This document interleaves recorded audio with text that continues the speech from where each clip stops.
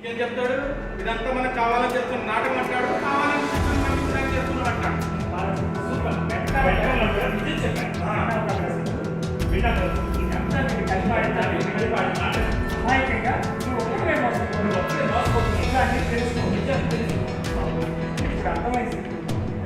మంచిగా ఉండే ఆంటీ ఇలా ఎలా మారిపోయారు? దీనికి అంత కారణం ఎవరో కాదు, మీ అన్నయ్య. స్వప్నకి ఏం కాకూడదని మొక్కని దేవుడు లేడు అంటుంది. అందుకే చెప్తున్నాను, ఎప్పుడేమన్నా స్వప్న ఇంటికి వెళ్దాం రా, ఓకే నాకు లేవు, నష్టమో నేను ఇక్కడే ఉంటాను అంటుంది మీ స్వప్న. పూర్ణ అంటుంది, వదిన ఇప్పటికే కుంగిపోయాను, అంతా ఒక పీడకల్లా మర్చిపో, తను ఎలా కావాలంటే అలా ఉంటుంది. ఒక్క మాట కూడా అన్నాను, మీకు మాట ఇస్తున్నాను, క్షమించండి అని అలా కాళ్ళ మీద పడింది. అలా కాళ్ళ మీద పడ్డాక మీ ఆవిడ రియలైజ్ అయ్యి, ఏంటి వదిన గారు మీరు చేస్తున్న పని?